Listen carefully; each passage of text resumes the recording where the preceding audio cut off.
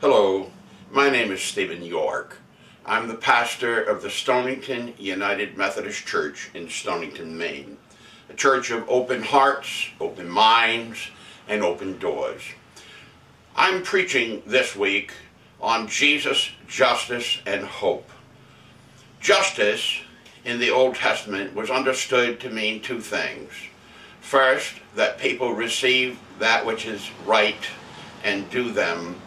And secondly, it meant that people must actively work for those who are oppressed, those who are disenfranchised outside of the system, so that those people are included and receive rights. In America today, there's a great debate about health care for all, a great loss in the death recently of Ted Kennedy, the liberal lion in the Senate from Massachusetts, and one's thoughts can be drawn to what is a biblical perspective on all of this. I'm inviting you to consider in this message that Jesus is very concerned about justice, oppression, and the hope that comes, that the kingdom of God here on earth is one where we actively work for the inherent dignity and respect and rights for every person, regardless of class, gender, identity, or sexuality. I want to share with you a quote from Paulo Freire, the great Brazilian educator, who said that it is imperative that we maintain hope even when the harshness of reality may suggest the opposite. Our gospel story is the woman who goes to the unjust judge and doesn't stop her self-advocacy until she gets satisfaction in the court. I'm suggesting to you this morning that all of us must rise up together in solidarity for those who have been disenfranchised, discriminated against, immigrants, those who have no health insurance, those who live below the poverty line. I'm asking that we today consider the message of Jesus. This service is already in progress, and I hope to hear from you. You may contact me by our website at www.stoningtonumc.org. Thank you for watching. Jesus, justice, and hope. Paulo Freire, the Brazilian educator who was put in jail for teaching peasants how to read in less than 30 days, several decades ago, and later became an exile, an expatriate for 17 years before he returned to Brazil to become the leader of education in Sao Paulo, said this: "It is imperative that we maintain hope even when the harshness of reality may suggest the opposite." He also said that without a vision for tomorrow, hope is impossible. I have been stirred in my soul this week with the notion that despair is the belief or the inability to envision a meaningful future for oneself.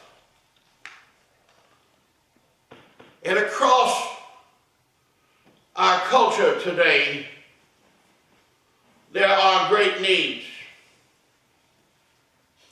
And so I want to talk with you for a little while this morning about what Jesus says about justice and hope. So let's define the word justice for a moment biblically. The word justice biblically means that people will receive that which is their right.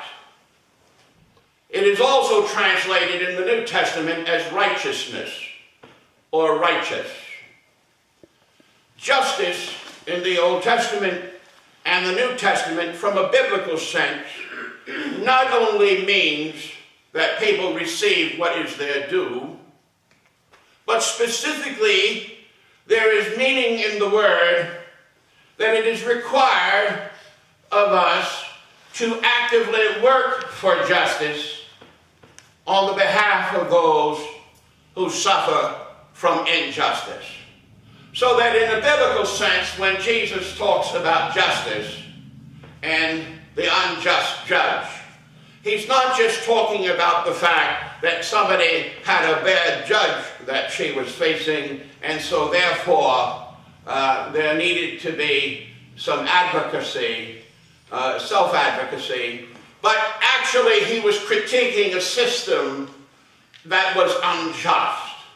The Romans were in control of the government in Jesus' day, and they did not like the Jews, and they oppressed them.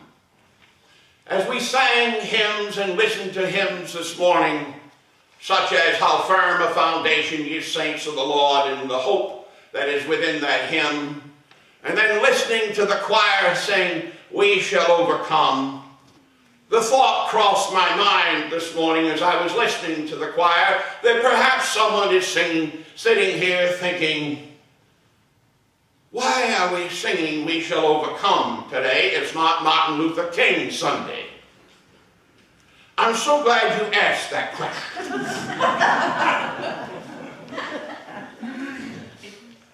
We need to sing it because there are still those who suffer injustice in our world and in our nation.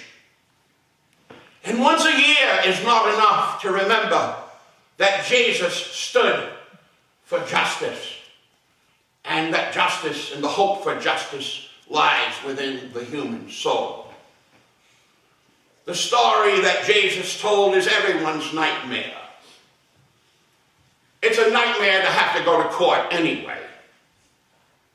And then when you think that possibly it has been skilled and that there is some malpractice of justice, or that Lady Justice has not been blindfolded, and that the judge is somehow already prejudiced in the case, it is a nightmare.